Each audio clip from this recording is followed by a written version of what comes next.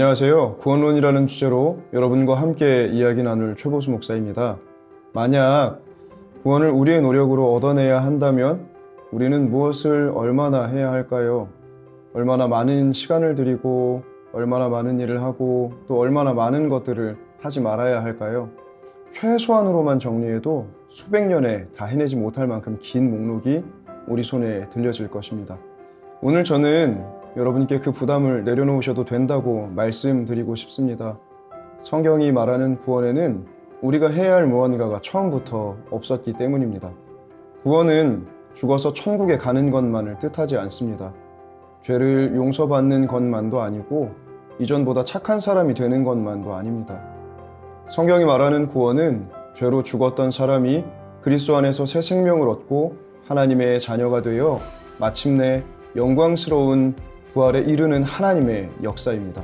구원은 성부께서 계획하시고 성자께서 이루시며 성령께서 적용하시고 완성하시는 삼위 하나님의 은혜입니다. 여러분 주어를 좀 보시죠. 성부, 성자, 성령 어디에도 우리의 이름은 없습니다. 구원은 여호와께 속하였나이다. 이 고백은 물고기 뱃속에 있던 이로부터 나왔습니다. 자기 힘으로는 할 수 있는 것이 하나도 남지 않은 자리에서 요나는 비로소 구원의 주인이 누구이신지를 알게 되었습니다. 성경은 인간의 문제를 무지나 부족함으로 진단하지 않습니다. 에베소서 2장 1절은 인간을 허물과 죄로 죽었던 존재라고 말하고 있습니다. 병든 사람에게는 약을 주면 됩니다. 무지한 사람에게는 지식을 주면 됩니다. 그러나 죽은 사람에게 유의미한 것은 오직 생명뿐입니다. 죄는 규칙 몇 가지 어긴 행동만을 뜻하지 않습니다. 죄는 하나님 없이 자신이 자기 삶의 주인이 되려는 반역이며 이 죄가 우리에게 죄책과 부패와 사망을 가져왔습니다. 우리에게 필요한 것은 개선이 아니라 생명이며 충고가 아니라 구원입니다. 나를 보내신 아버지께서 이끌지 아니하시면 아무도 내게 올 수 없으니 아멘. 그러므로 구원의 출발점은 인간의 가능성이 아니라 하나님의 긍휼입니다. 성부 하나님께서는 창세전에 그리스도 안에서 자기 백성을 택하셨습니다.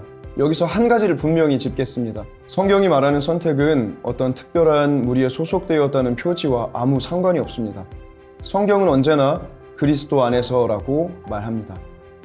선택의 증거는 명단이나 인원수가 아니라 그리스도를 믿고 있는 지금 여러분의 믿음입니다.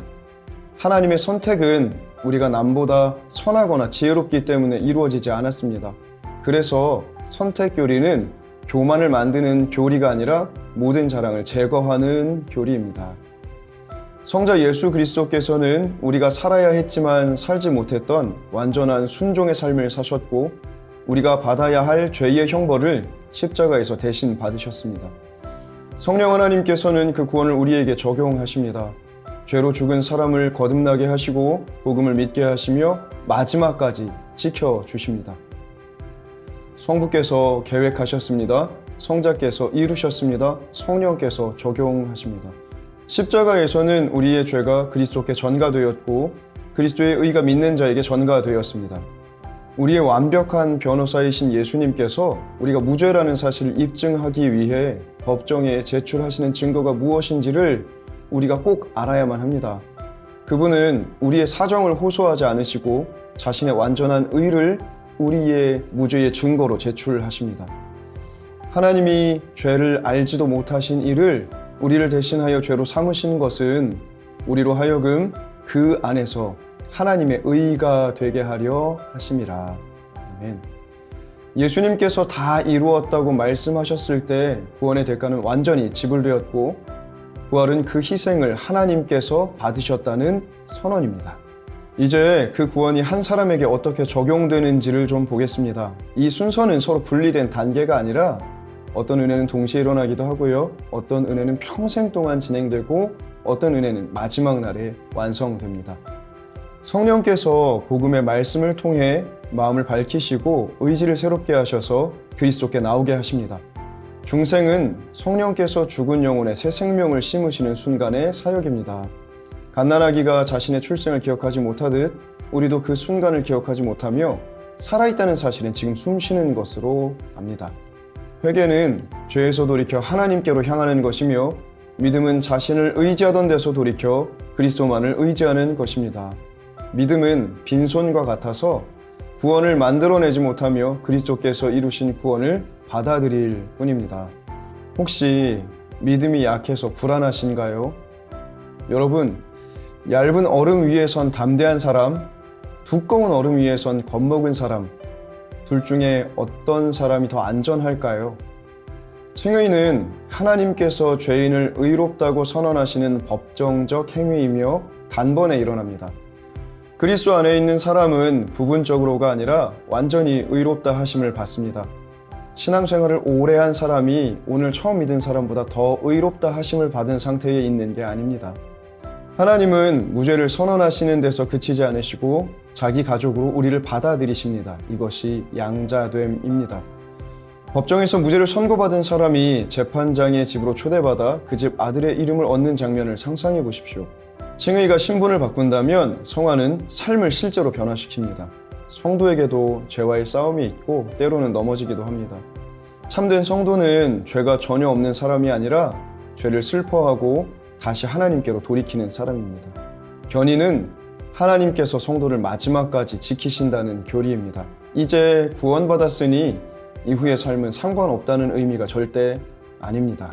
주님께서 다시 오실 때 우리는 죄와 고통과 죽음이 없는 영광스러운 몸을 입습니다. 첫째, 믿음과 행위입니다. 우리는 선한 행위 때문에 구원받지 않습니다.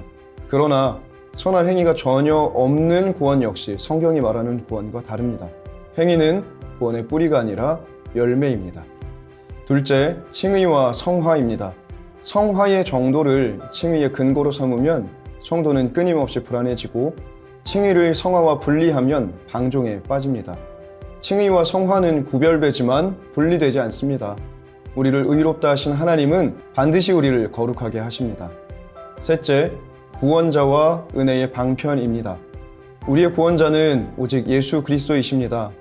교회나 목회자나 교사, 어떤 단체나 조직이 구원을 소유하고 나누어 주지 못합니다.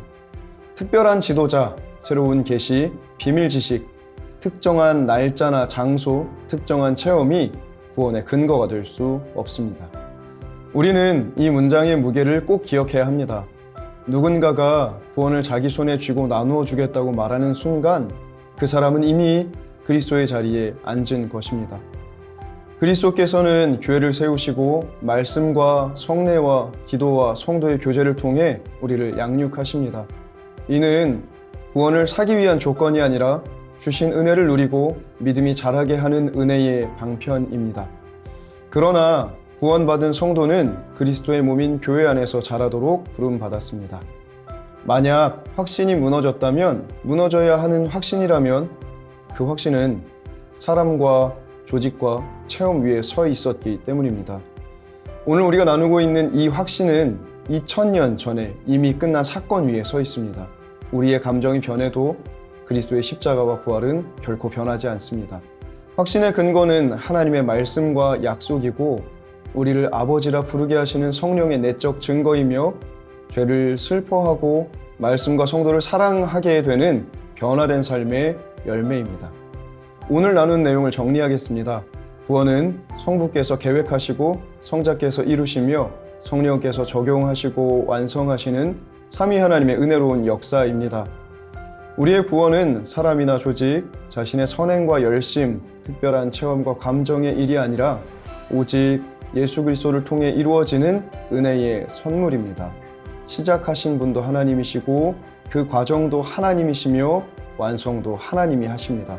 그러므로 구원받은 신자의 마지막 고백은 자랑이 아니라 감사입니다. 내가 나 된 것은 하나님의 은혜로 된 것이니. 빈손. 세상은 빈손을 초라하다 이야기하지만 구원에 있어서 빈손은 우리가 가진 가장 좋은 것입니다. 빈손이어야만 그리스도를 온전히 붙들 수 있기 때문입니다. 구원은 처음부터 끝까지 하나님의 은혜입니다.